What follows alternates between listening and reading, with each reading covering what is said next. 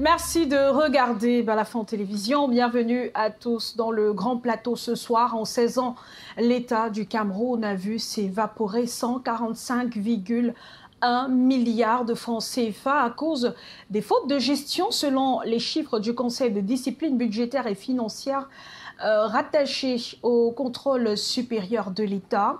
Entre 2008 et 2024, 340 responsables publics, directeurs généraux, maires, gestionnaires de crédit ont été épinglés pour plus de 1000 irrégularités. Pourtant, les sanctions prononcées restent dérisoires face à l'ampleur des préjudices, notamment ces amendes symboliques de 246 millions de francs CFA au total et un débit de 145 milliards dont le recouvrement incombe à un trésor public déjà fragilisé. Si le CDBF affiche des résultats, ses moyens d'action semblent limités. La preuve, l'instance s'est déclarée incompétente sur 78 dossiers. Ces sanctions sans réelle portée dissuasive et cette absence de poursuite pénale systématique. Comment expliquer que des milliards continuent de se perdre dans des circuits publics malgré des contrôles et des mises en cause répétées?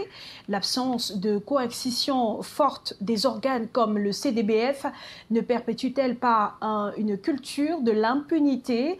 On aura les explications de nos invités dans la deuxième partie du Grand Plateau, mais avant, place au journal.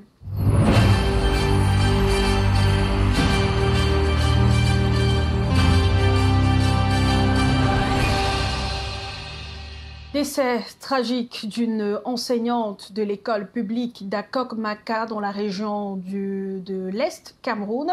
Le syndicat des enseignants du Cameroun appelle à l'ouverture d'une enquête indépendante par le ministre de l'Éducation de base.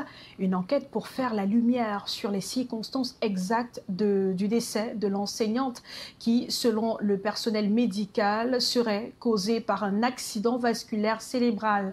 Pour sa part, le syndicat des enseignants du Cameroun dénonce un harcèlement sexuel imputé à l'un de ses supérieurs hiérarchiques. Le SYNEC exige également la mise en place de mécanismes efficaces de signalement ainsi que la protection des victimes. Les responsables syndicaux ont dit tout cela ce jeudi devant la presse à Yaoundé. Le compte rendu de Sébastien Oyébé. Réunis en conférence de presse ce jour à Yaoundé, suite au décès tragique de Ngombong Marie, enseignante à l'école publique d'Akok-Maka, le syndicat des enseignants du Cameroun dénonce un décès qu'il qualifie d'évitable et pointe du doigt un échec institutionnel. Notre institution a failli. Elle a failli à sa mission de protection. Elle a failli à ses devoirs envers l'une de ses membres. Elle a failli à ses valeurs fondamentales. Il ne s'agit pas ici de désigner un bouc émissaire, mais d'assumer collectivement le dysfonctionnement systémique. Une culture du silence sur les violences sexistes et sexuelles, une hiérarchie parfois sourde à la souffrance, une absence de mécanismes efficaces pour alerter et protéger. Dans une lettre adressée au ministre de l'Éducation de base, les représentants syndicaux exigent l'ouverture d'une enquête indépendante, la suspension des personnes mises en cause, ainsi que la création des dispositifs efficaces de signalement et d'accompagnement des victimes, ainsi que d'autres mesures d'urgence à prendre. La création d'un numéro d'alerte anonyme dédié au cas de harcèlement dans le secteur de l'éducation. La formation obligatoire de tous les cadres à la prévention du harcèlement sexuel et à l'écoute des victimes. La mise en place d'un référent harcèlement dans chaque établissement scolaire élu par les personnels. Nous devons aussi changer notre culture, car trop de victimes se taisent. Trop de collègues vivent dans la peur des représailles. Le syndicat appelle également à l'instauration d'une journée nationale de sensibilisation en hommage à Ngombong Marie, estimant que sa disparition doit être un catalyseur pour des réformes urgentes dans le système éducatif. Et il s'agissait bien d'un point de presse donné par le syndicat des enseignants du Cameroun, en abrégé SYNECAM. Dans la suite du journal, on reparle de cette saisie record enregistrée à l'aéroport international de Douala, où une cargaison de 70 kilos de stupéfiants a été interceptée dans des compresseurs d'air soigneusement trafiqués. À l'intérieur, un cocktail explosif de méthamphétamine, d'éphédrine et de cocaïne dissimulée dans 13 pompes à air, montant estimé du butin plus d'1 milliard de francs CFA. Une opération coup de poing de la douane camerounaise qui relance la vigilance autour des trafics aéroportuaires. D'autres précisions avec Fornone Marquez.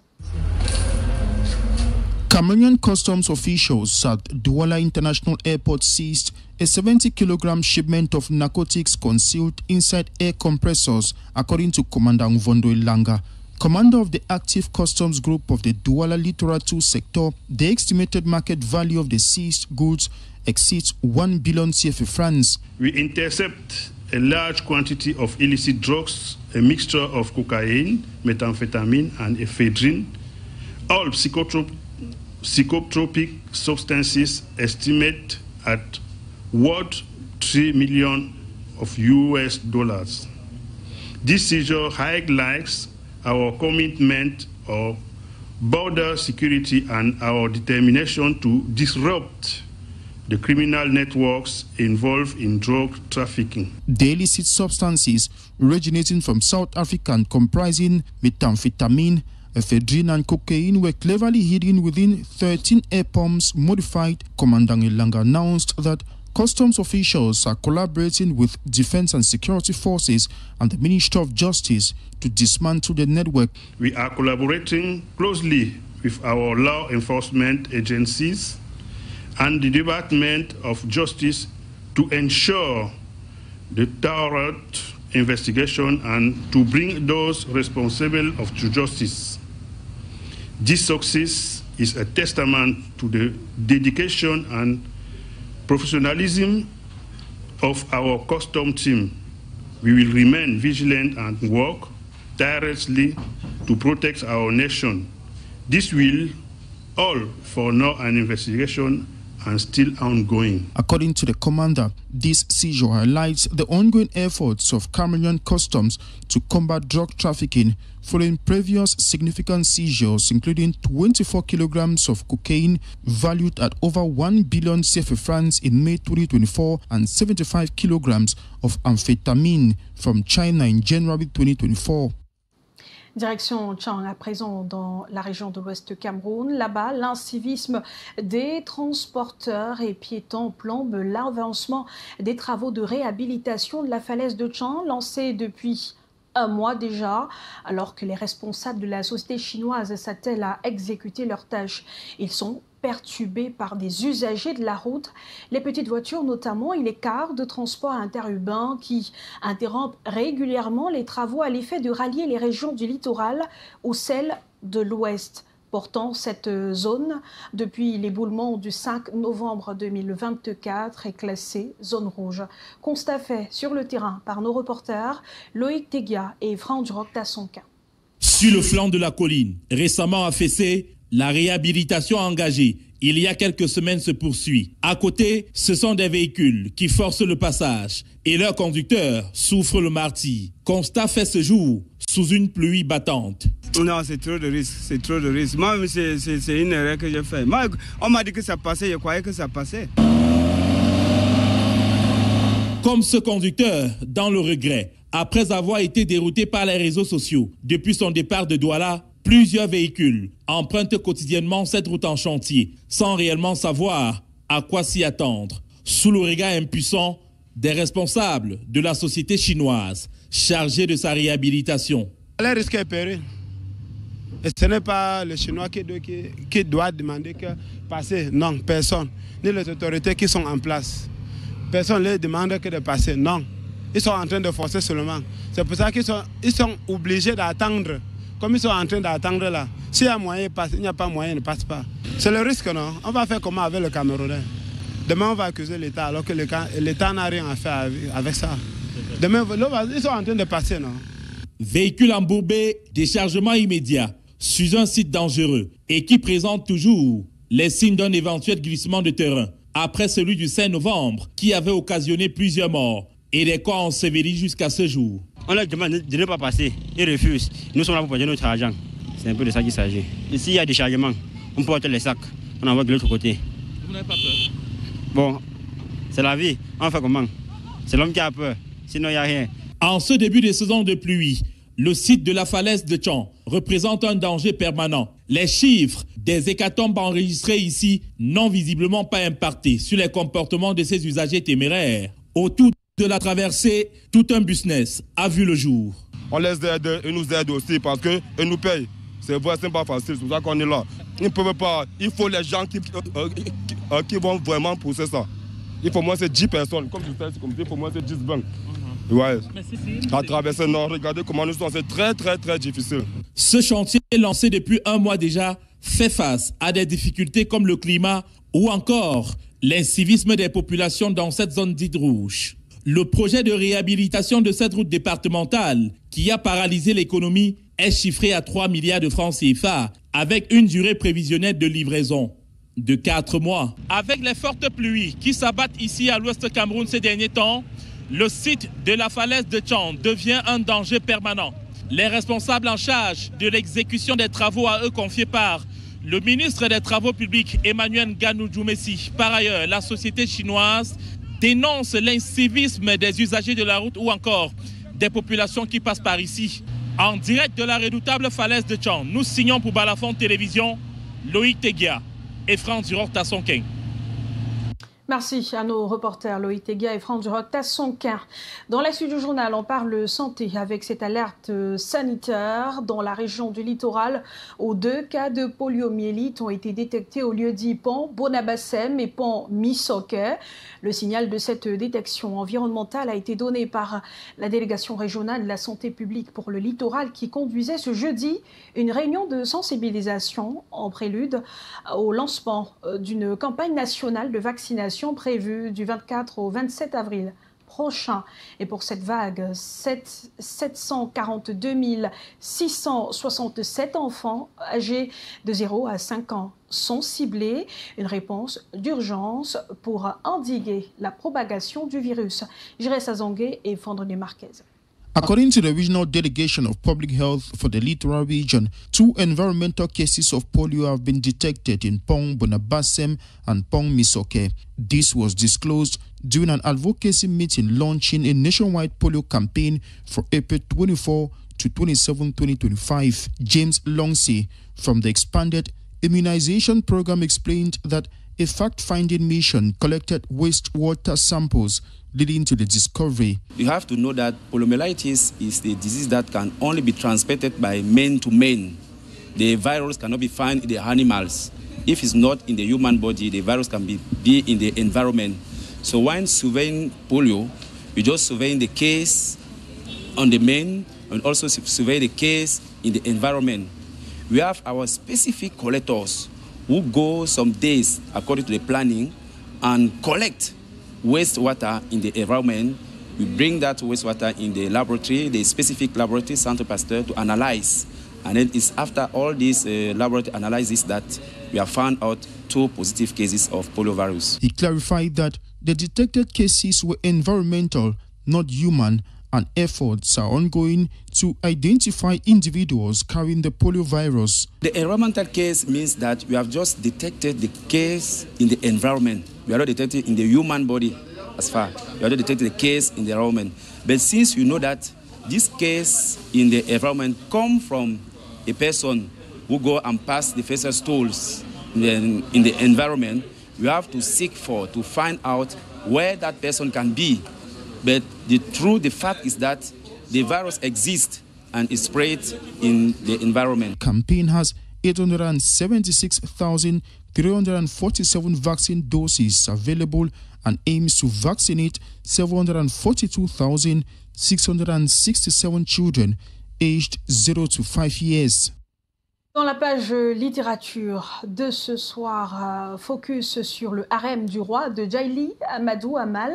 Dans ce roman de 206 pages publié aux éditions Proximité, l'auteur camerounaise poursuit son combat pour la cause des femmes. À travers l'histoire d'un médecin devenu lamido, elle dévoile les réalités du mariage forcé, de la polygamie et de la servitude féminine. Fidèle à son style engagé, Djaïli Amadou donne la voix aux oubliés et signe une œuvre forte, saluée pour sa portée sociale et humaniste. Feuilletons quelques pages de ce roman avec Sébastien Oyébé. Le harem du roi, c'est avant tout une histoire d'amour romanesque et bouleversante, mais c'est aussi et surtout un cri de cœur contre les injustices sociales. Fidèle à sa plume engagée, Djaïli Amadou Amal brise à nouveau les tabous entourant le mariage forcé, la polygamie, la servitude encore présente dans certaines chefferies traditionnelles. J'ai écrit ce roman, comme je l'ai dit, pour donner une voix à ces femmes, pour leur donner également un visage. Et c'est extrêmement important. Le roman suit le destin d'un homme, médecin monogame et moderne, marié à une professeure de littérature. Sa vie prend un tournant inattendu lorsqu'il devient lamido. Ce nouveau statut l'introduit dans un univers régi par les traditions ancestrales. Dans la chefferie traditionnelle, il y a encore des choses qui existent. La survivance de l'esclavage, la place de ces femmes, les concubines qui n'ont pas un statut d'épouse, et beaucoup d'autres choses. C'est une histoire d'amour, c'est une histoire de la place de la femme, c'est une histoire également de violence conjugale. Salué par la critique et reconnu sur la scène internationale, notamment grâce au prix Goncourt des lycéens, l'auteur continue d'utiliser sa plume comme arme de plaidoyer. Elle touche du doigt le statut de la concubine et par ricochet, elle touche du doigt le statut de la femme qui vit avec un homme sans être légalement mariée. Elle met à nu cette situation qui impacte sur les enfants, qui impacte sur l'environnement familial. Quels sont les droits des concubines? Quels sont les droits des enfants qui naissent à la suite de ces mariages? Avec le harem du roi, Djaïli Amadou Amal nous livre bien plus qu'un roman. Elle nous tend un miroir, interpelle les consciences et rappelle que la voix des femmes, trop longtemps étouffée, a aujourd'hui toute sa place dans le débat social, culturel et politique. Minute présidentielle.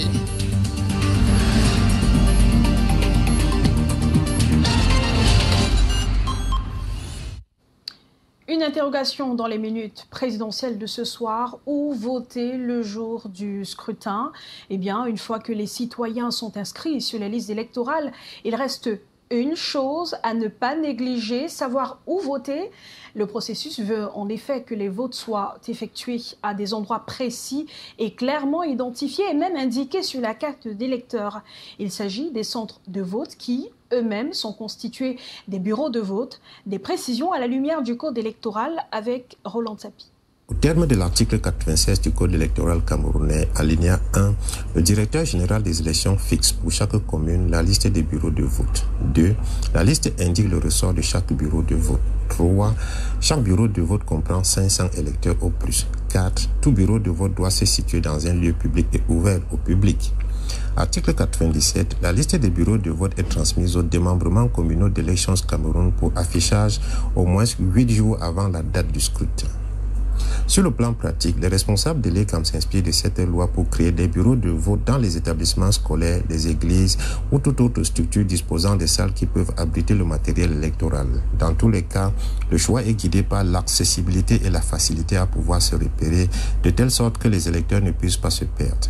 Et dans un établissement scolaire, il peut être créé autant de bureaux de vote chaque fois que le nombre des électeurs atteint 500 pour un bureau. Ainsi, pour 3700 électeurs qui vont voter à l'école publique de Bonamou-Sadi par exemple, il devrait y avoir 8 bureaux de vote, soit 7 bureaux de 500 électeurs et un bureau de 200 électeurs. Cette école est alors appelée centre de vote. Les bureaux de vote sont à cet effet identifiés par des lettres de l'alphabet et ces informations sont normalement inscrites au verso de la carte d'électeur. Si sur une carte on y lit par exemple commune de Douala 5, école publique Bonamou Sadi G, cela veut dire que l'électeur est inscrit dans la commune de Douala 5e, que son centre de vote est l'école publique de Bonamou Sadi où il devra voter au bureau G, normalement indiqué au fronton de la salle de classe qui correspond à cette lettre suivant la numérotation. Aussi, il est précisé à l'article 98 que 1. Chaque bureau de vote dispose des listes des électeurs devant prendre part au vote. Une de ces listes est destinée aux émargements par les électeurs. Une liste est affichée devant le bureau de vote. Fin de citation. Donc, une fois que l'électeur est dans son centre de vote et devant son bureau de vote, il peut vérifier déjà que son nom figure bien sur la liste affichée avant d'entrer dans le bureau de vote. La loi ne précisant pas de manière détaillée les critères de création des centres de vote, elle est comme apprécie souvent les réalités sur le terrain et tient compte de la proximité avec les électeurs. Et parfois, on peut se retrouver avec des centres de vote n'ayant qu'un seul bureau de vote qui n'a même pas 500 électeurs. Il n'est pas question en effet que dans une zone reculée du pays par exemple, on fasse parcourir 30 km à un électeur pour aller voter. Il est vrai que cette ouverture est une faille que dénoncent souvent les défenseurs de la transparence électorale, soupçonnant Elecam d'en profiter pour créer des bureaux de vote fictifs. Mais bon.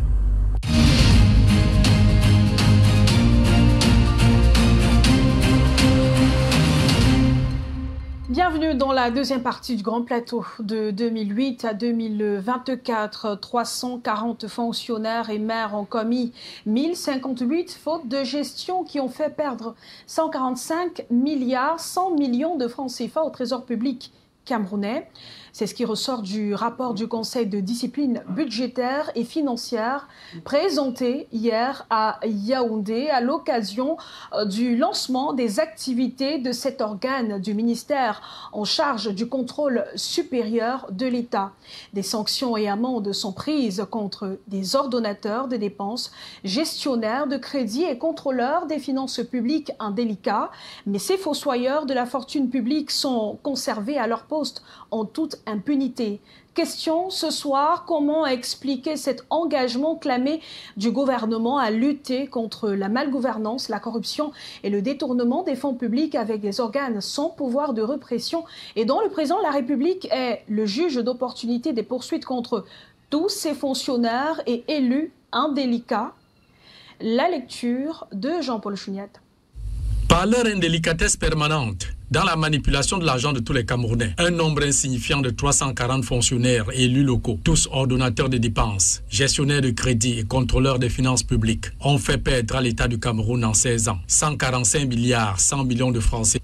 Par leur indélicatesse permanente dans la manipulation de l'argent de tous les Camerounais, un nombre insignifiant de 340 fonctionnaires et élus locaux, tous ordonnateurs de dépenses, gestionnaires de crédit et contrôleurs des finances publiques, ont fait perdre à l'État du Cameroun en 16 ans 145 milliards 100 millions de francs CFA. Et ce gaspillage de fonds publics, c'est le Conseil de discipline budgétaire et financière qui le révèle à Mondovision dans un rapport allant de la période de 2008 à 2024. Ainsi, les experts de cet organe du ministère délégué à la présidence chargée du contrôle supérieur de l'État ont fait leur travail. Mais les mêmes sont toujours en poste, continuant de dilapider l'argent public en toute impunité, en dépit des sanctions et amendes de 246 millions de francs CFA infligées à ces fossoyeurs de la fortune publique. Dans les 137 dossiers soumis à son examination, le CDBF a relevé 1058 fautes de gestion, dont 321 imputées aux directeurs généraux des sociétés d'État pour 74 milliards 300 millions de francs CFA envolés dans la nature, 31 milliards 400 millions flambés par des administrateurs provisoires, les maires 625 millions de francs CFA, des sous-directeurs 5 milliards, des recteurs d'université 2 milliards à leur actif et 20 milliards pour autres mandataires et responsables dans la fonction publique. Les faits sont donc là, ainsi que toutes les preuves que les fonds publics ont pris des trajectoires diverses pour atterrir dans les poches des particuliers au détriment du trésor public et de l'intérêt général. Mais les inspecteurs du Conseil de discipline budgétaire et financière sont limités dans leurs actions, faute de pouvoir répressif, au même titre que la Commission nationale anticorruption, l'Agence nationale d'investigation financière et tous les autres organes en charge de la lutte contre les détournements de fonds et du blanchiment d'argent. Tous se contentent de dénoncer en produisant des rapports le juge d'opportunité des poursuites judiciaires demeurant le président de la République. Résultat des courses, de tous ces contrevenants, personne n'a écopé d'une interdiction effective de gérer des fonds publics et d'occuper un poste dans l'administration publique pour une durée de 5 à 10 ans comme le prévoit la réglementation en vigueur. Si le CDBF n'est donc pas capable de faire exécuter les sanctions et débats prononcés contre tous ces contrevenants qui ont porté atteinte à la fortune publique en violant les procédures, cet organe n'est pas aussi capable de sommer le ministère des Finances de recouvrer les 145 milliards 400 millions de francs CFA de préjudice causés à l'État par toutes ces personnes physiques et morales. Avec tous les textes en vigueur pour répondre. Et on en parle avec nos invités en plateau. Jean-Robert Wafo est un politique, représentant du FCC. Bonsoir, merci d'être avec nous. Bonsoir Madame Maillot, bonsoir à mon co-discutant ainsi qu'à tous les millions de téléspectateurs qui suivent cette prestigieuse émission. Justement, Roland Tsapi est en poste. Bonsoir Roland. Bonsoir Claude. L'État du Cameroun a perdu 145 milliards de francs CFA entre 2008 et 2024. Réaction immédiate après ce rapport du Conseil de discipline budgétaire et financière, Jean-Robert Wafo. On a perdu de l'argent, mais la situation du pays ne s'est pas améliorée. De l'argent mal géré, mal dépensé par des individus, par des fonctionnaires, par des directeurs généraux, par des maires. Votre commentaire? D'abord, moi, ça ne me surprend pas. Il faut que ce soit clair. Et je dis, les gens sont trop gentils quand ils parlent de faute de gestion. Je n'ai toujours pas, bien jamais cru en ce qu'on appelle faute de gestion. C'est vrai qu'ils expliquent ça autrement. C'est que vous prenez l'argent qui était prévu pour une ligne A, vous allez l'utiliser pour une ligne B. Et ça, c'est ce qu'ils disent. Pour vous, c'est quoi? Enfin, c'est facile d'appeler ça le détournement, c'est le vol. Veut-on nous faire croire qu'il n'y a pas de mission de contrôle pluriannuel dans les différentes institutions qui sont mises en cause? Veut-on nous faire croire que ça n'existe pas? Puisque vous nous faites comprendre que les 144 milliards ont été détournés entre 2008 et 2024. Mais ça fait combien d'années? 16 ans. Bon, durant 16 ans, il n'y a pas eu de mission de contrôle. Chaque année, je veux dire, même chaque 2 ans. Mais il faut qu'on apprenne à être sérieux dans ce pays. J'ai dit, j'appelle ça du détournement. Il faut que ce soit clair. Ils viennent masquer, ils viennent embellir ça en parlant donc de faute de gestion. Il faut qu'ils arrêtent ça. Il faut arrêter ça. Ça, c'est la première chose. La deuxième chose, mais écoutez, le Cameroun est pratiquement le seul pays au monde qui dispose d'institutions, n'est-ce pas, de contrôle. Vous allez entendre la CONAC, Commission nationale anticorruption, vous allez entendre parler, n'est-ce pas, du contrôle de discipline budgétaire et financière. De la NIF. De la NIF et tout. Mais tous ces organismes, toutes ces institutions de contrôle n'ont aucun pouvoir coercitif. Pourquoi? Parce que tout est rattaché à la présidence de la République. Comme vous avez dit dans votre excellent papier. De Jean-Paul Chouniat d'ailleurs. De Jean-Paul Chouniat, au journal de tout à l'heure. C'est le président de la République qui déclenche une éventuelle opération au niveau de la justice. Mais quel est ce pays? Pourtant, la Constitution consacre la séparation des pouvoirs. L'exécutif, le judiciaire et le législatif. Le président de la République qui est le chef de l'exécutif. C'est lui qui va maintenant déclencher, n'est-ce pas, des actions, qui choisit de déclencher des actions au niveau du judiciaire. Mais c'est quand même incroyable. On est dans un présidentialisme monarchique. On ne sait pas, c'est-à-dire, pour être gentil, c'est ce que je vais dire. Mais pour dire vrai, on est dans une dictature. Mais il faut qu'on arrête ça. Ce n'est pas le seul cas. Je vais prendre des cas. Je me rappelle, et ça c'est pour vous dire la gravité des choses. Je me rappelle, dans les années 2000, avant l'atteinte du point d'achèvement, il y a eu un scandale dans ce pays. Le scandale des salaires fictifs. À l'époque, j'étais monté au créneau pour vous dire, mais écoutez, puisque à l'époque, c'est-à-dire le Cameroun était menacé, parce qu'on était entré dans ce qu'on avait appelé l'initiative PPTE. Il était question pour nous d'atteindre le point d'achèvement. Il a fallu qu'une mission du FMI arrive ici, et à l'époque, les plénipotentiaires n'est-ce pas, de l'opposition au niveau donc du Parlement, les ont rencontrés, a rencontré cette mission, et a fait comprendre que tout ce qu'on tourne là, on n'ira nulle part. Que le gouffre à sous dans ce pays, c'est le point d'achèvement, non, c'est les salaires fictifs. Alors ils sont allés, ils ont pris note, ils sont allés rencontrer donc le Premier ministre pour dire, écoutez, il faudrait bien que... Ils ont d'abord rencontré le ministre des Finances à l'époque, c'était Polycarpe Abba. C'est pour que vous compreniez bien hein, comment le pays fonctionne.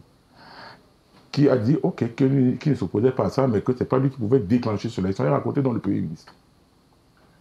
Ils ont dit, ok, bon, on a l'impression que c'est devenu un serpent de mer, les salaires ici, parce que, bon, on a été informé de ce que on n'atteint pas ça parce que chaque mois, il y a des gouffres à sous. Il y a un gouffre à sous précis. Alors, parce qu'ils menaçaient, on leur a dit, ok, on a donné dans le OK, n'est-ce pas, au ministère des Finances de procéder à l'assainissement du fichier solde. Madame Claude Maillot. Alors qu'on était à mi-parcours, on en était encore qu'à mi-parcours de l'assainissement du fichier solde. On nous a annoncé que la masse salariale était passée de 36 milliards à 28 milliards de francs CFA mensuels. Soit un gap, soit un gain de productivité de 8 milliards de francs CFA. Parce qu'on prenait 36 moins 28, ça fait 8 milliards. Ce problème s'est posé depuis 1987. De 1987 à 2006, c'était 20 ans, où chaque mois, le Cameroun perdait au seul titre des salaires fictifs 8 milliards de francs CFA par mois. Quand vous faites x12, ça fait combien? Ça fait 96 milliards l'an. 20 ans. X 20, ça fait combien? 1920 milliards de francs CFA. Qui ont été détournés dans ce pays de 1987 à 2006 au seul titre de la masse salariale. Vous vous rendez compte? Pourtant, le point d'achèvement n'a été qu'une remise de la dette de 1480 milliards de francs CFA. Vous voyez? Il y avait des cartels, n'est-ce pas, au niveau de Yaoundé, qui chaque mois siphonnaient des caisses de l'État 8 milliards de francs CFA au seul titre des salaires fictifs. Qu'est-ce qu'on a fait d'eux? Qu'est devenu ce scandale? Rien du tout. Il n'y a qu'une seule personne qu'on a prise. On ne va pas me dire quand même que c'est le seul à avoir été dans cette mafia, dans ce détournement à grande échelle. Mais où est parti cet argent? Donc c'est pour vous dire, quand on vient dire, quand le contrôle de discipline budgétaire et financière dit, il parle de 145 milliards dont détenus de 2008 à 2024, pour moi c'est des blagues. Quand on parle de faute de gestion, moi je parle de détournement. Je ne pèse pas les mots. Mais je veux plus loin, Madame Claude Maillot. Oui. Tout récemment, à la faveur du Covid-19, on a vu la Chambre des comptes faire d'excellents rapports. Je profite de l'occasion pour saluer, n'est-ce pas, c'est-à-dire la qualité des rapports de la Chambre des comptes, qui est constituée d'excellents magistrats, et surtout féliciter son président, le magistrat hors hiérarchie, Yap Abdou. Qu'est-ce que la Chambre des comptes a mentionné dans son rapport de façon claire? Qu'il y a 12 cas susceptibles de revêtir une qualification pénale. Ça, c'est depuis 2021. Ce n'est que hier, je crois que c'est aujourd'hui, que ce n'est que cette année qu'on a envoyé, que le procès est encore en train de balbutier. Je dis balbutier, qu'on a ouvert le procès, mais on est en train de balbutier, parce qu'on a renvoyé, n'est-ce pas, ce procès à la date du 30 avril prochain. Donc c'est pour vous dire quoi? Il n'y a pas une volonté politique, n'est-ce pas, pour mettre fin à cette gabegie à grande échelle. Et moi je dis c'est dommage. Je dis c'est dommage. C'est dommage parce que si on avait fait comme dans d'autres pays, où ces institutions de contrôle ont des moyens coercitifs, comme au Nigeria, comme au Kenya, comme au Zimbabwe, dans le cadre du Covid, les gens qui ont été incriminés par ces différents dans ces différentes institutions de contrôle, ont été directement traduits devant la justice. Et ils ont été condamnés. Mais au Cameroun, 4 ans après, qui a été condamné déjà dans le cadre du Covid-19? Qui a été condamné? Pourtant, pas des centaines de milliards de francs CFA détournés. Qui a été condamné dans le cadre de la CANGate, du scandale des chantiers de la Coupe d'Afrique des Nations que nous avons organisé ici? Qui a été condamné? Personne. Et même, si vous allez sur ma page Facebook, je vais même plus loin. J'ai relevé dans ma page Facebook que, par exemple, au niveau de la falaise du Tchang, d'ailleurs, c'est même passé dans votre journal, oui. On nous parle de 3 milliards de francs CFA pour 367 mètres linéaires. Oui. Ces 3 milliards de francs CFA seront donc financés par Exim Bank of China et par la Standard Chartered Bank Londres. Mais écoutez, c'est scandaleux. 3 milliards de francs CFA pour 367 mètres linéaires. Ça veut dire que le mètre linéaire, qu'on va travailler sur un mètre linéaire, ça va revenir à 900 millions. Je n'ai pas dit 367 km linéaires. Mètres. Je dis 3 milliards pour 367 mètres linéaires.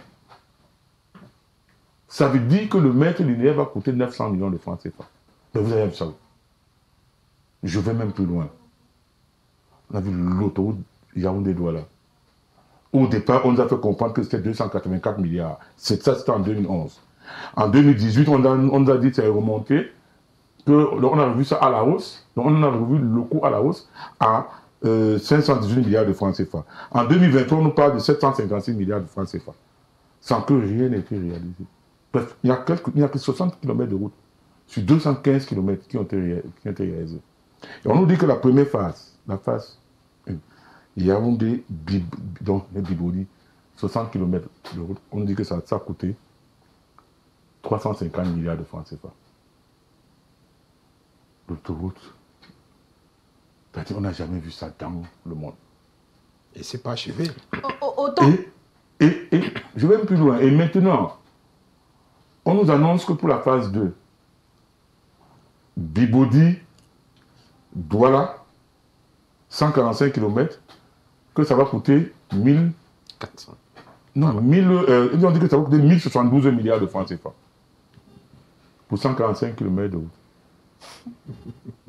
145 mètres linéaires kilomètres linéaires de route. Ça veut dire quoi? Ça veut dire que 1 km linéaire de route va coûter 7 milliards et demi. Que font ceux-là qui sont chargés? Pourquoi ils ne disent pas qu'il faut arrêter ça? On va laisser, on va exécuter, et puis c'est 15 ans après qu'on va venir soulever donc le problème. Et entre-temps, qui aura payé? Et je rappelle que les frais financiers, je rappelle une chose. Oui, je rappelle une chose, c'est donc c'est quoi? C'est que les frais financiers additionnels liés au retard, donc du fait des retards, vont se lever, donc s'élèvent déjà à 143 milliards de francs CFA. Sur l'autoroute Yaoundé, Douala, en passant par Bibodi. Mais Madame Claude Maillot, on en parle. On en parle. Personne ne dit rien. Est-ce que c'est donc ce flou dans l'attribution des marchés et dans la dépense publique qui fait en sorte qu'aujourd'hui, le CDBF cite par exemple les maires, cite les directeurs généraux, ainsi de suite, en parlant de ce problème de faute de gestion? Où se situe, Roland Tsapi, la faute au niveau de la gestion, les cas pratiques concrètement?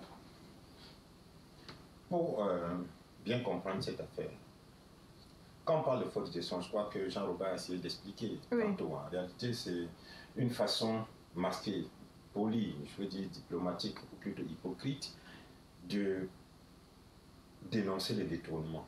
Peut-être parce qu'ils sont un peu bienveillants vis-à-vis de ceux qui sont en charge de la gestion des finances publiques, qu'on ne veut pas dire en fait, qu'on ne veut pas appeler chacha, mais en fait, on est en train de dire que de l'argent a été volé. Parce que quand on parle de faute de gestion, en réalité, s'il y a une faute de gestion et que l'argent a été bien géré par la suite, comme il a expliqué, l'argent a été prévu d'abord pour acheter les banques, mais on a acheté plutôt les chaises avec.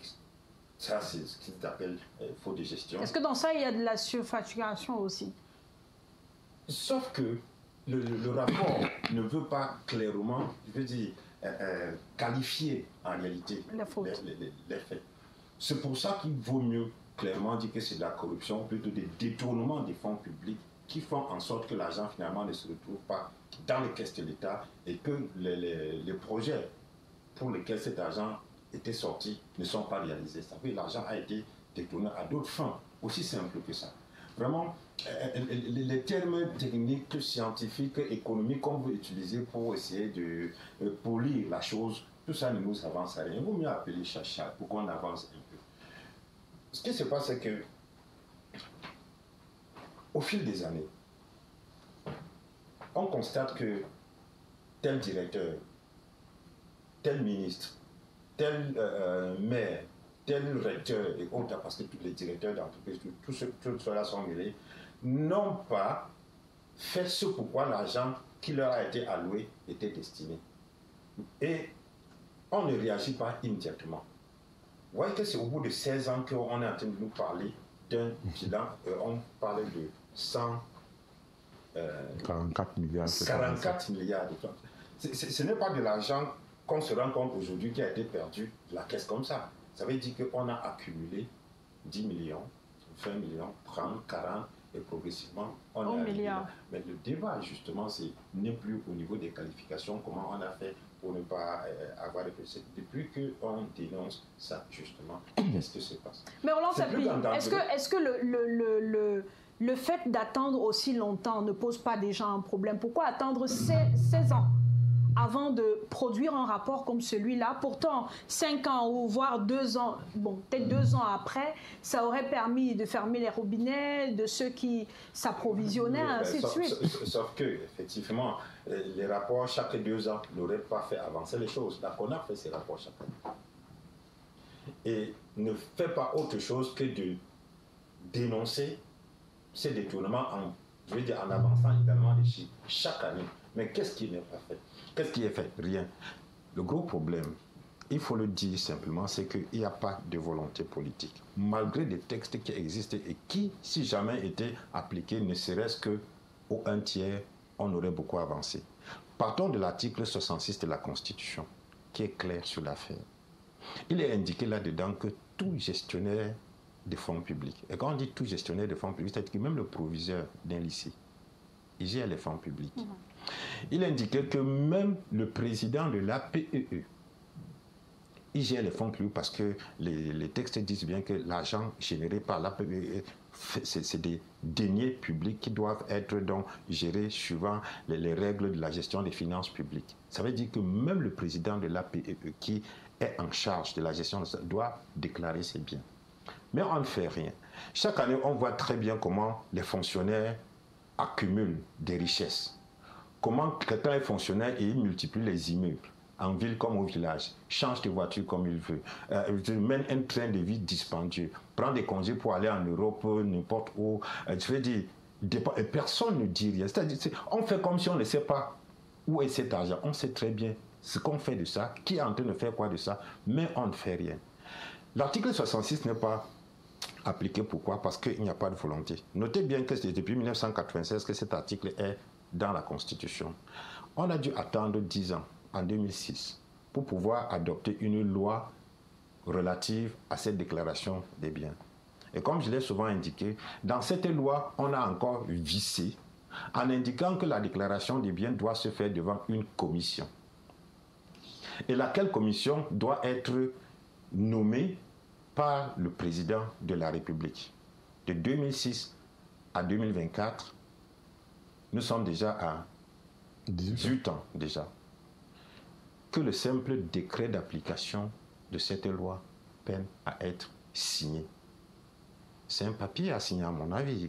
Pourquoi est-ce que ça traîne autant?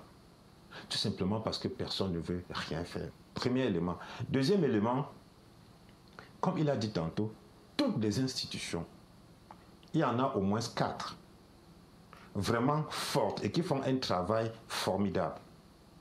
Il y a la Chambre des comptes.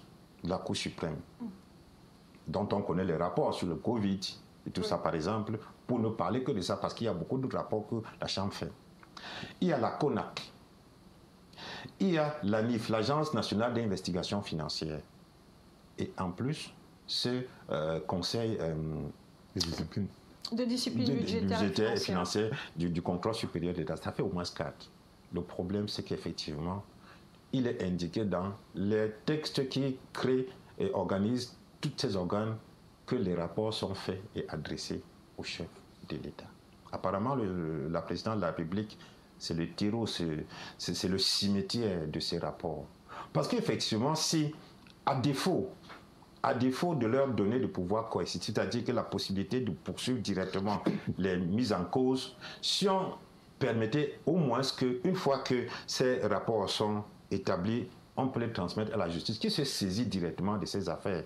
Dans le cadre de la séparation des pouvoirs, on aurait encore pu, peut-être, avoir des magistrats courageux, je l'espère, pour déclencher les procédures par rapport à cela. Mais chacun est tranquille de son côté.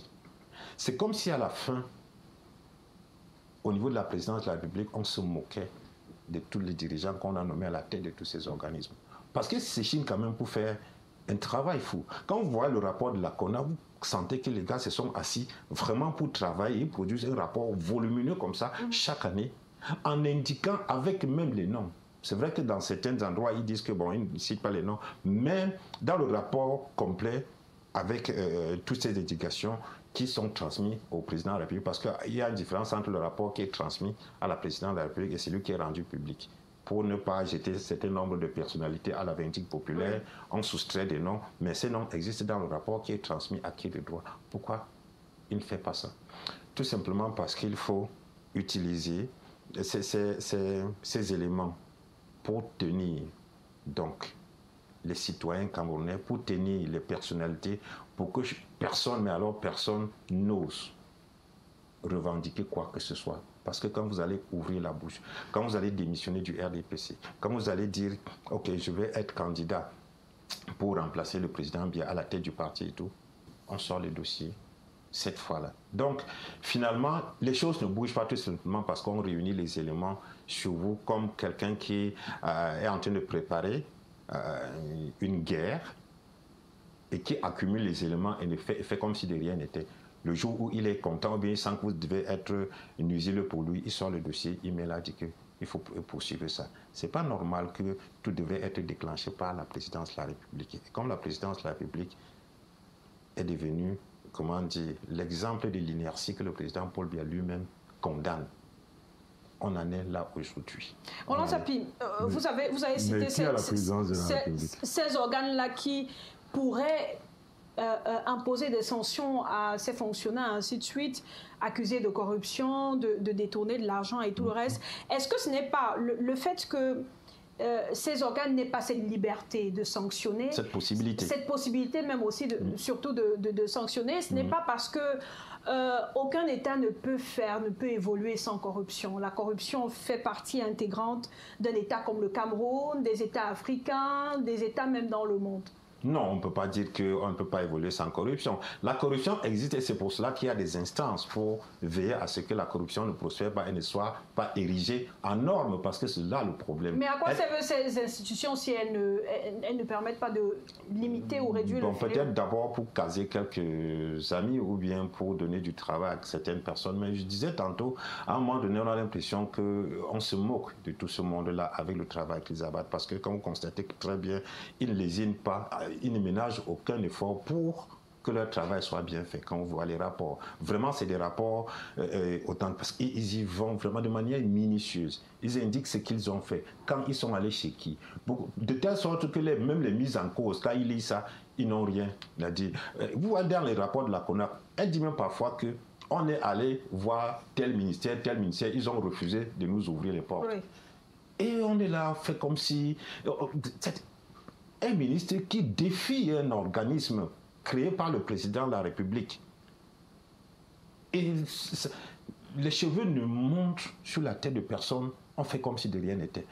En réalité, est-ce que on a la réelle volonté politique d'éradiquer cette corruption? Non, je ne pense pas. Ces institutions sont peut-être créées la plupart du temps pour les brandir au niveau des institutions internationales, pour dire que voilà, sur le plan institutionnel, nous avons tout mis en œuvre pour combattre la corruption. Parce qu'effectivement, la corruption, ça fait partie des fléaux, des tares qui sont souvent reprochés au Cameroun par les financiers de tous les partenaires pour dire que, non, attends, si vous ne réglez pas tel problème, et c'est pour cela qu'on crée ces organismes pour les brandir comme ça en disant que nous sommes en train de combattre la corruption.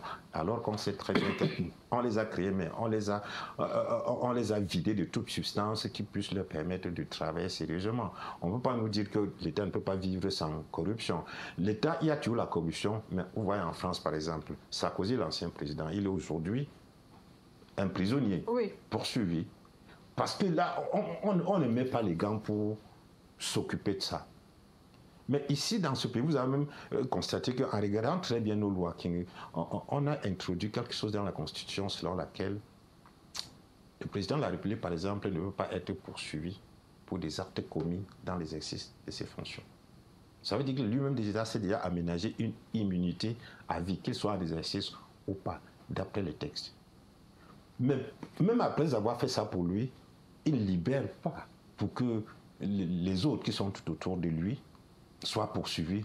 On continue à avoir une société gangrénée par la corruption. Et dans chaque discours, chaque année, lui, le président, il dénonce cette corruption, mais il ne fait rien pour que ça change. Voilà le problème. Jean-Robert, il faut dire que l'État du Cameroun a perdu 145 milliards de francs CFA en 16 ans.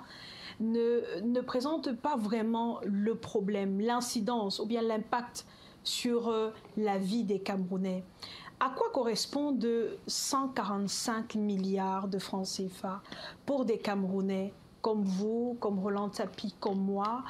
Quel est le réel impact sur notre vie, l'impact visible même d'ailleurs, sur notre vie actuellement, sur le développement du Cameroun?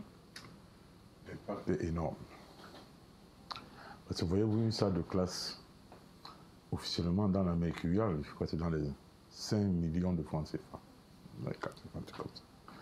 Prenez 144 milliards, vous divisez par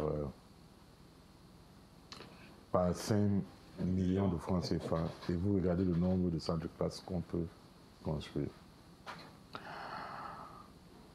Aujourd'hui, avec 144 milliards de francs CFA, par exemple, si on aurait pu, par exemple, désenclaver certains bassins agricoles, parce que vous voyez, voyez-vous, il y a la récolte dans certains bassins de production, mais on n'arrive pas à acheminer parce qu'il n'y a même pas de piste. Avec 144 milliards de francs CFA, on aurait par exemple pu faire la route qui traîne depuis longtemps, Yaoundé et Bolova-Kribi. Et puis c'était comme ça, énormément. On vous a par exemple, je venais de Yabassi, Kondjok, tout ça. On aurait pu faire tout ça.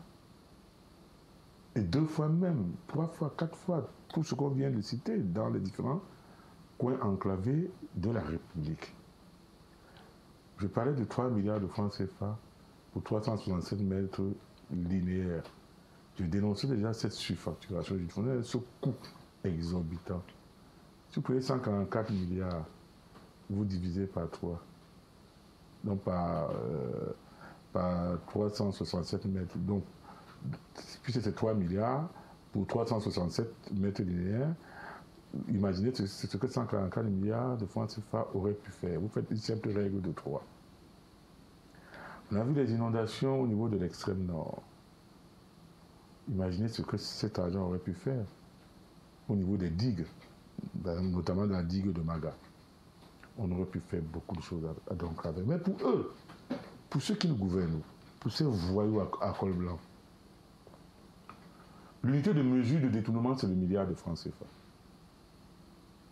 Donc quand ils voient 144 milliards, c'est comme nous on voit 144 bâtons, donc 144 000. On a l'impression que, c'est-à-dire, ils sont dans une schizophrénie, c'est-à-dire telle que si je n'ai pas ma part de milliards, c'est que je suis en train de rien faire. Mais en réalité, cet argent-là, qu'ils emmagasinent. Vous croyez que c'est seulement pour leur famille? Non. Non, il serait naïf de penser. C'est pour qui? Ils sont dans la perspective du grand soir. Où les couteaux et les machettes seront de sortie. Je dis bien seront de sortie. Si rien n'est fait dans l'urgence pour neutraliser ces cartels. Je disais aujourd'hui, c'est même dans les réseaux sociaux, dans le cadre de la mobilisation, je crois que c'est de 100 000 jeunes à l'extrême nord. Il y a un responsable là qui a dit à ces jeunes, ok, chaque jeune qui viendra aura 5 000. Aura 5 000 francs CFA. Ainsi que les t-shirts, l'hébergement et tout et tout. Mais prenez seulement les 5 000 francs CFA. Fois 100 000 jeunes. Ça fait 500 millions de francs CFA. Mais il a pris cet argent où? Vous pouvez vraiment travailler 500 millions de francs CFA dans un pays comme le Cameroun. Ce n'est pas l'argent du parti. Et vous, le parti a quoi dans sa trésorerie? Le parti a des élites. Le parti a quoi dans sa trésorerie? Je me rappelle une fois ici, l'ancienne trésorière, père à son nom, Emma Basile, avait fait état de ce qu'il n'y avait que 99 000 francs CFA dans les comptes du parti. Il y a quelqu'un qui sort 500 millions pour donner 5 000 à 100 000 jeunes. Mais vous croyez que c'est l'argent qu'il a vraiment travaillé? C'est pour vous dire une des destinations de cet argent détourné, cet argent public détourné. Et quand je dis que les couteaux seront de sortie, de grand soir, mais regardez ce qui se passe. Les tacles par derrière, les gens qui... des hauts fonctionnaires qui se foutent de leurs ministres, des ministres qui se taclent entre eux. Je ne vais pas vous parler, n'est-ce pas, du coup de sang du ministre Michel-Ange Anguin. Oui. De l'ancien ministre Michel-Ange Anguin, il est un ancien, on l'appelle ministre, au ministre Joseph Lé, qu'on a nommé ce dernier chef de la délégation permanente du RDPC à l'Est. Régional du RDPC. Régional, pardon. Vous avez vu son coup de sang. Et ça, c'est alors que le grand soir n'est pas encore là. Mais imaginez, quand le H va donc tomber. Moi, je dis ceci.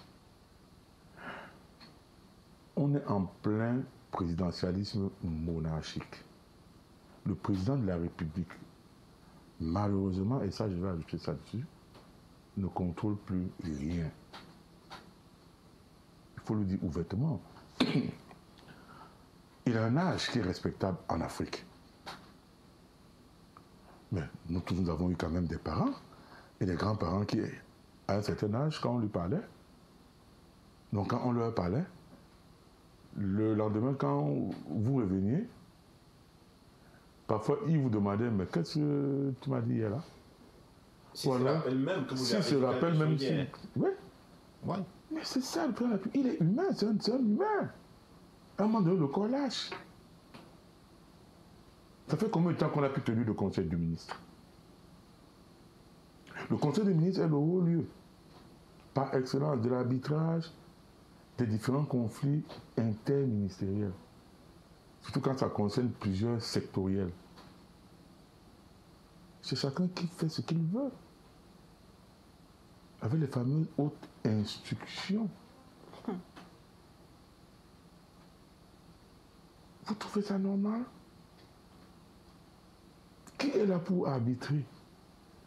Le Premier ministre est devenu, n'est-ce pas, au-delà du fait qu'il soit l'une des rares personnalités dans le gouvernement, bref, la seule personne même, n'est-ce pas, dont la fonction est inscrite dans la Constitution, malgré cela, le Premier ministre Joseph Dangote est devenu la serpillière de la République, sur laquelle il y a des ministres qui sont à la tête des cartels, et sur le pied, on le considère comme un paillasson. On n'est plus dans un état normal, on n'est plus dans une république normale. Je reviens encore sur le scandale Covid. Où la Chambre des comptes, comme Roland Tapie a dit, a fait un rapport remarquable, détaillé. On fait comprendre qu'il y a un ministre qui a vendu les dons chinois. À un autre ministère. À un autre ministère. Le ministère de l'administration territoriale reçoit les dons chinois, les kits, machin et tout, et revend ça au ministre de la Santé. Donc au ministère de la Santé. Et les visas sont là. Il a fallu que le premier ministre, chef du gouvernement intime, qu'il ait service, qu'il ait rébêté cet argent-là. Et c'est mentionné dans le rapport de la Chambre des comptes. Jusqu'ici, on ne sait pas si cet argent a été remis. En tout cas, au moment de la finition du rapport, l'argent n'avait pas été remis. D'après ce que le rapport disait. Jean-Michel Nietzsche, le président national du FCC, en novembre, il a posé cette question au ministre de l'administration territoriale. Avez-vous remis cet argent? Il n'a pas donné réponse. Voilà notre monarchie.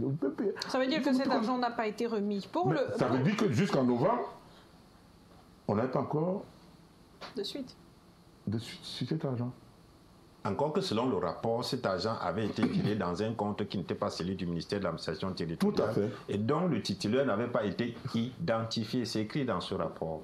Et curieusement, même ça, c'est une autre chose qu'il faut relever, c'est que ce rapport qui avait été mis en ligne par la Chambre des comptes, subitement n'existait plus. Ça a été retiré. Bien. Donc, quand vous revenez maintenant pour essayer de retrouver ce qui avait été dit, on ne peut plus s'appuyer que sur des articles et des extraits qui avaient été pris de ce rapport-là pour comprendre ce qui s'était passé. Mais le rapport lui-même n'existe plus. N'est-ce pas parce qu'il incriminait directement certaines personnes, comme vous disiez tout à l'heure, que dans le rapport de la CONAC, la version officielle n'est pas celle transmise au président de la République. Tout à fait. Mais bien sûr. Il y a une fameuse délégation du pouvoir dans ce pays. Vous vous rappelez bien, non? Et celui qui bénéficie de cette délégation du pouvoir du président de la République, délégation de signature, pas de pouvoir, parce qu'on confond délégation de signature et délégation de pouvoir. Ça, c'est la signature. Délégation de signature. Mais cette fois-ci, on a précisé que le secrétaire général de la présidence de la République discriminera les dossiers à acheminer au président de la République. Vous avez vu ça dans quel pays?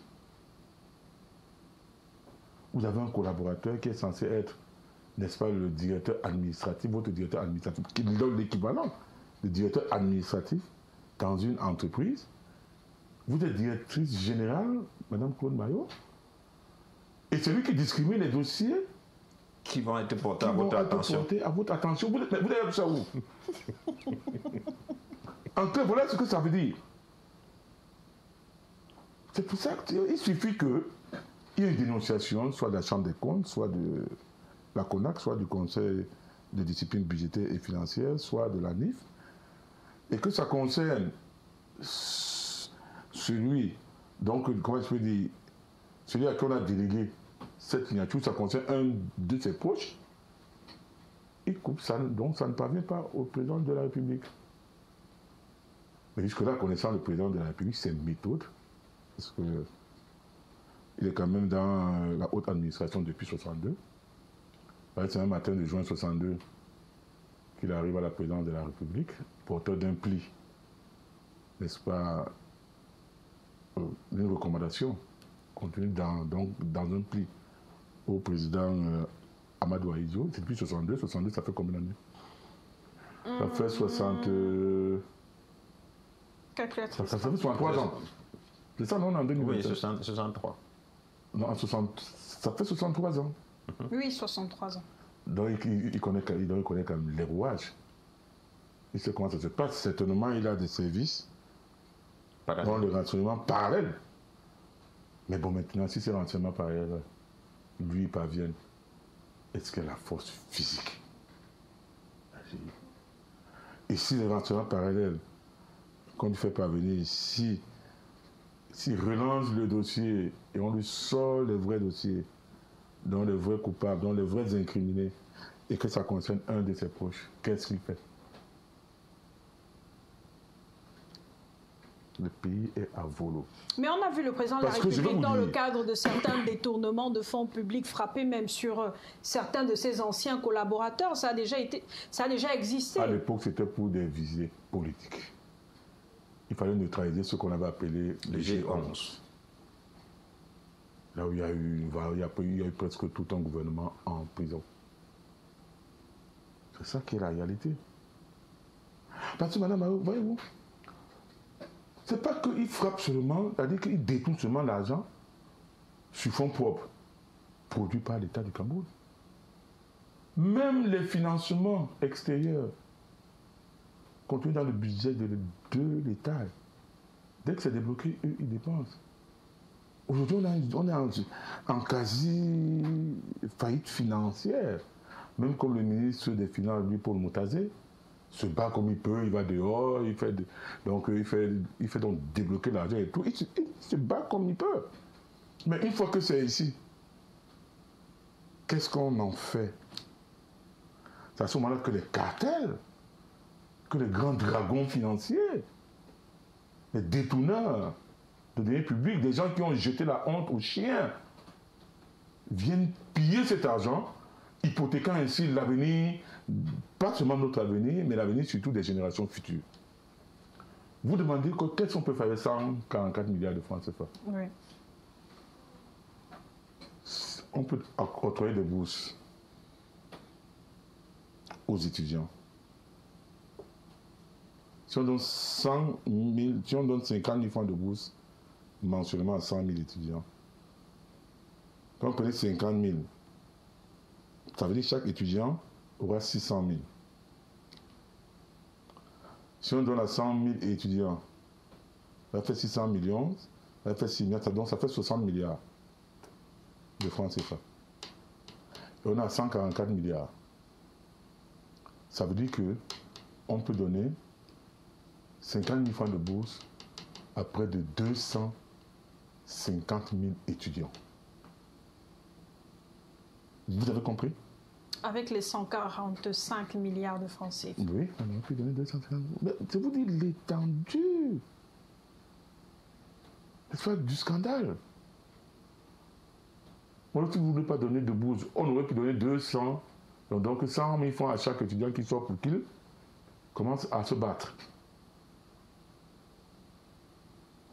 Mais on aurait pu acheter des engrais.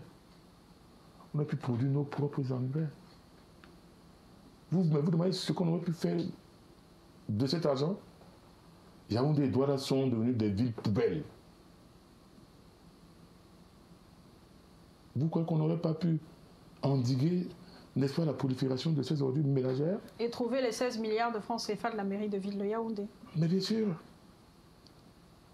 Ça fait, ça dit que 144 milliards, ça fait 16 milliards, je crois que c'est fois 9. Ça fait 9 ans.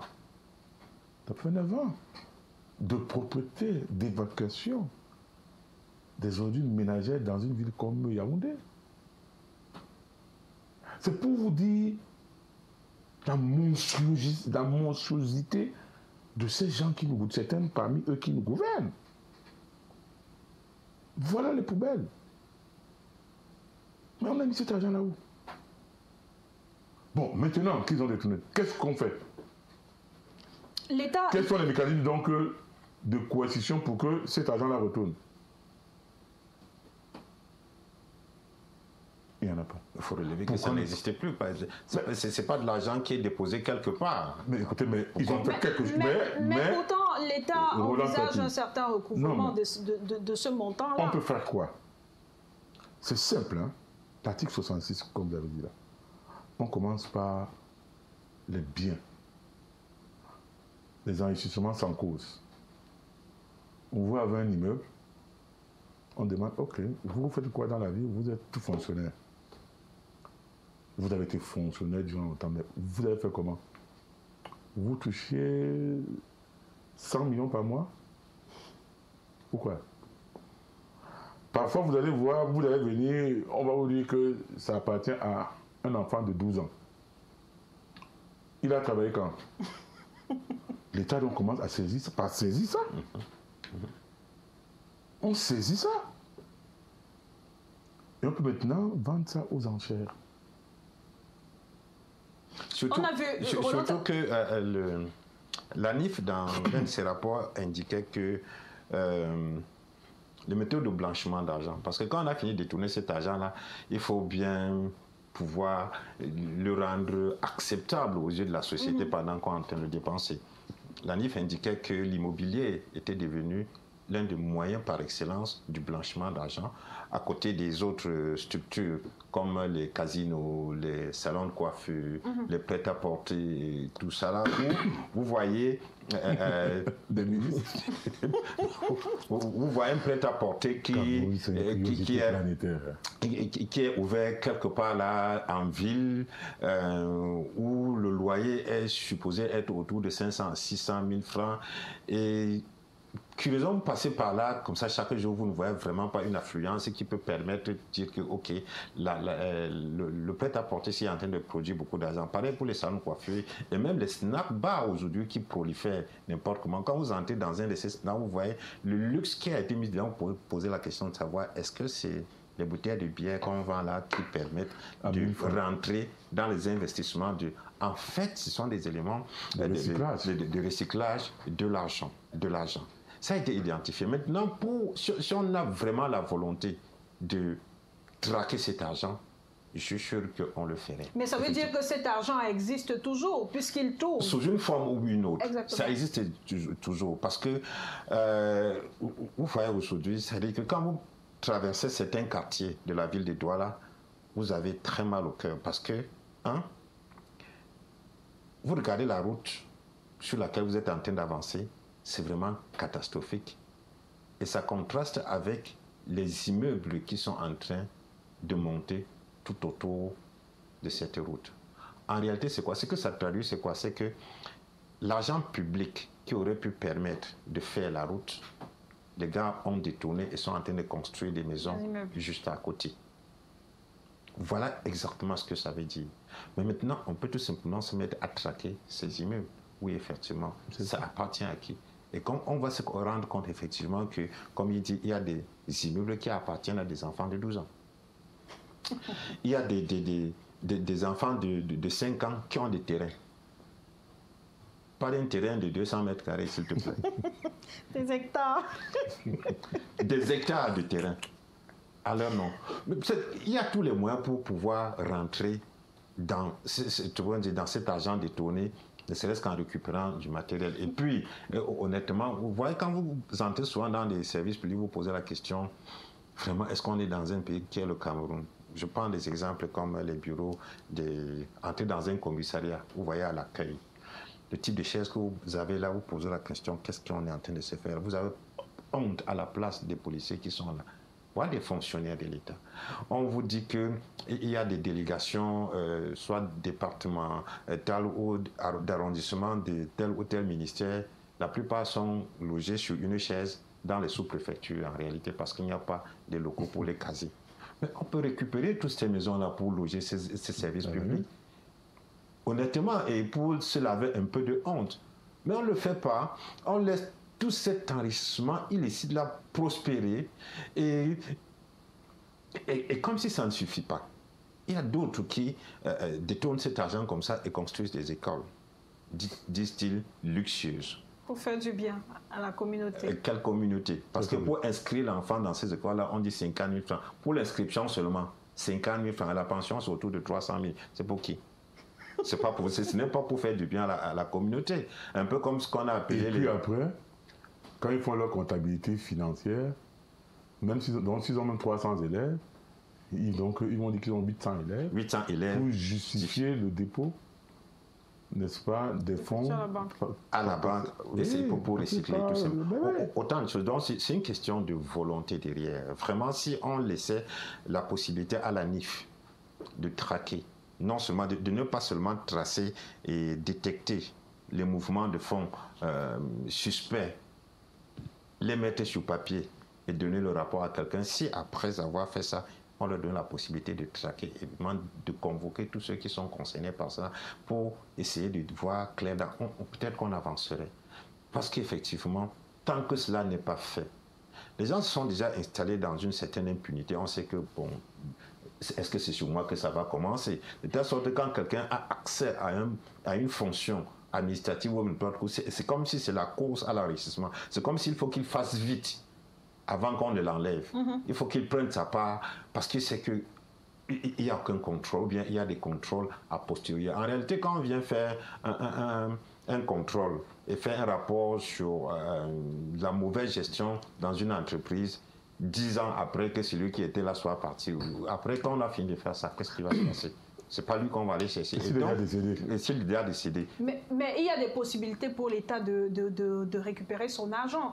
C'est vrai que... C'est ce qu'on disait tantôt. Justement, il y a des possibilités pour l'État de récupérer son argent, que la personne soit décédée ou pas, à travers les biens immobiliers dont vous parlez tout à l'heure. Sauf que pour les personnes en envie de restituer. On l'a vu avec l'ancien ministre de l'eau, Tanganakuna, qui a restitué quand même une partie du corps du délit et qui est sorti de prison. Tout à fait. Sauf qu'effectivement, ça pouvait permettre de récupérer le peu qu'on pourrait récupérer. Mais quand on laisse traîner sur le temps, c'est là où tout le problème est. Quand on laisse traîner. Parce que si quelqu'un avait des velléités dès le départ de détourner de l'argent, mais quand il a commencé à détourner les premiers 100 millions, on a mis la main sur lui, on a sévi, il est allé en prison, ça dissuaderait tous ceux qui viennent après. Mais quand il fait, on ne fait rien. Il part, on le remplace. Celui qui vient là, il détourne sa part. On ne fait rien. Et on attend 10 ans. Pendant les 10 ans là, effectivement, c'est comme ça, c'est de l'argent qu'on est en train de perdre. Et même si aujourd'hui on récupérait cet argent à travers les immeubles, ça ne réparerait pas les préjudices et les dommages qui ont été causés au moment où cet argent a été détourné. Imaginez que l'argent est destiné par exemple à l'achat du matériel pour un hôpital, pour la réfection du plateau technique, pour acheter des machines de scanner et autres là, et que ce n'est pas fait sur le moment. Ou qu'on ait acheté des appareils de troisième main. De troisième main et tout. Et qu'il y a des malades qui sont morts parce qu'on n'avait pas la possibilité de les soigner ou bien de diagnostiquer de manière efficace ce dont ils souffraient faute de machines, alors que l'argent des machines est sorti de caisse quelque part. Ils meurent. Maintenant, si 10 ans plus tard, on rentre dans une traque et on récupère même cet argent, ça ne va pas réveiller ceux qui sont morts. Donc en réalité, il ne faut pas laisser traîner ce genre de choses-là, tout le problème. Il ne faut pas laisser traîner. Il faut sévir immédiatement, mais seulement est-ce qu'il y a une volonté réelle de sévir? C'est tout ça le gros problème. C'est là où on en doute, parce que ni dans les textes où il est écrit qu'on devrait faire telle chose, personne ne respecte rien et on ne demande rien à personne, ni dans la pratique. On constate avec les rapports que ces différents organismes font et dénoncent les détourneurs, on ne fait rien, on laisse traîner. Et comment est-ce qu'on peut appeler ça? C'est de l'inertie. Et de l'inertie qui encourage ceux qui sont là à le faire. C'est-à-dire que si moi j'ai volé, tu as regardé, on ne m'a rien fait. Pourquoi quand tu vas arriver, tu vas commencer à faire le saint? On va te demander si tu veux changer le monde. D'ailleurs, c'est comme ça qu'on fonctionne là-dedans. Ce n'est pas vous qui allez changer aujourd'hui. Ce langage qui est souvent tenu là-dedans, c'est ton pays. Mange ta part, tu restes tranquille. Tu te restes tranquille. Il ne faut pas nous embêter là. Effectivement. Donc, vous voyez, ces habitudes deviennent des pratiques courantes. On se complaît là-dedans, de telle sorte qu'aujourd'hui, le réflexe que des Camerounais ont, c'est d'abord de s'enrichir immédiatement. Aller au poste de péage. Le gars qui est là, il est en train de vendre les tickets de péage, c'est vrai, mais chaque fois, c'est-à-dire qu'à tous les usagers de la route, ils tentent avant qu'ils refusent. Quand vous venez, on vous tend, on prend de l'argent, on ne vous donne pas rapidement le ticket. L'intention derrière, c'est quoi? Ou bien à côté, il y a un vendeur de Bitacola. Tu donnes l'argent, ou le compte te donne le Bitacola de 100 francs, il reste se partager. Et c'est comme ça, on laisse passer. Et là même, regardez comment on ne veut même pas avancer. Là même, on nous a fait savoir à un moment donné qu'avec cette méthode-là, l'État perdait au moins 5 milliards chaque année sur les péages et qu'il fallait remédier à la situation en construisant les péages automatiques. Où est-ce qu'on en est aujourd'hui? Il ne fonctionne pas. Pas encore. Qui a quel goût d'abord? Mais le Cameroun d'abord, c'est une curiosité planétaire. C'est-à-dire, on construit les péages sur des pistes. Mais ailleurs, on bitume d'abord la route. Et par la suite, on installe le péage.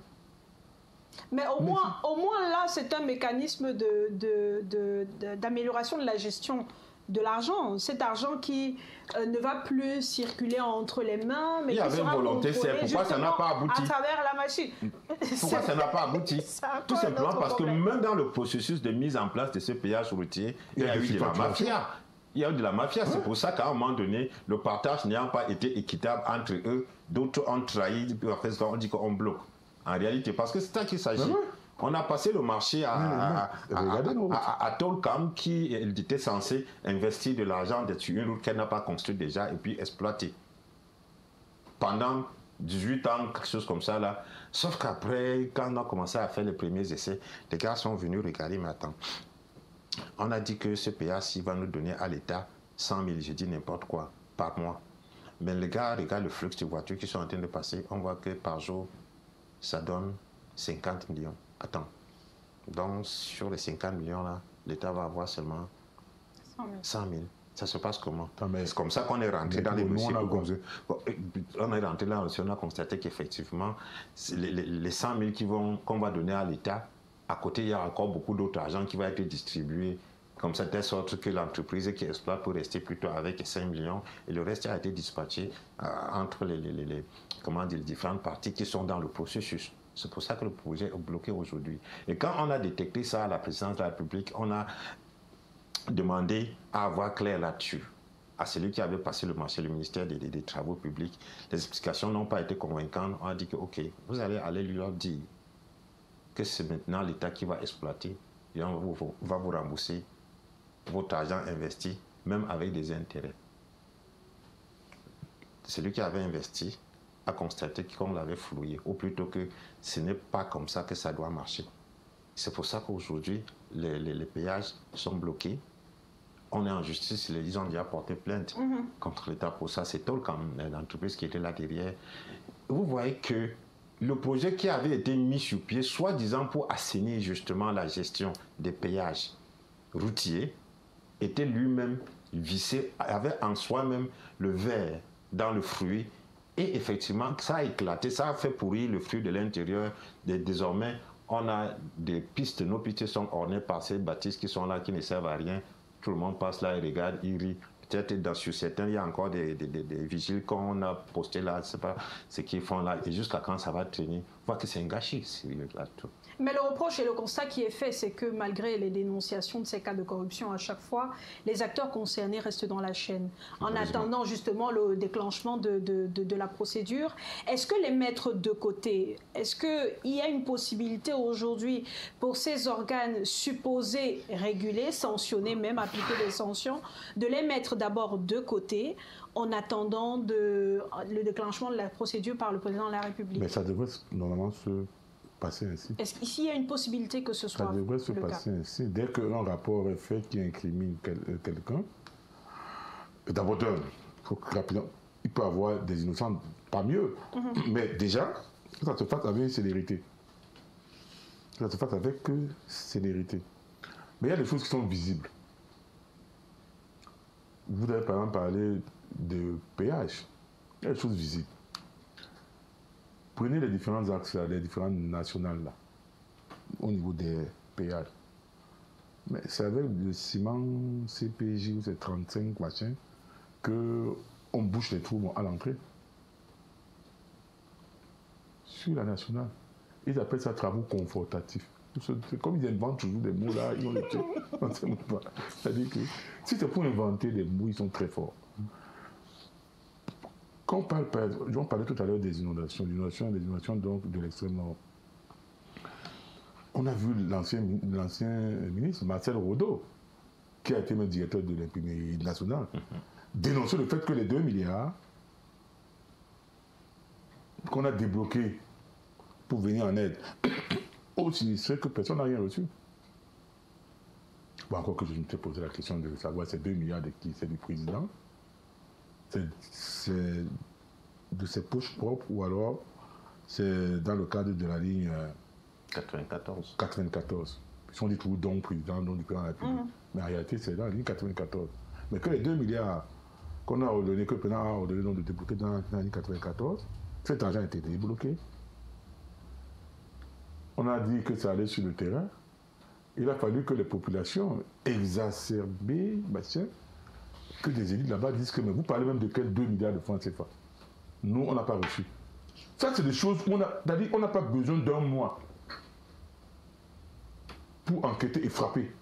Donc il faut que le suivi et la donc quand on dit que l'argent est retourné à Yaoundé, ça coûte quoi? Vous allez dans le circuit de déblocage. Comment est-ce qu'on a envoyé? Est-ce qu'ils ont reçu? Oui.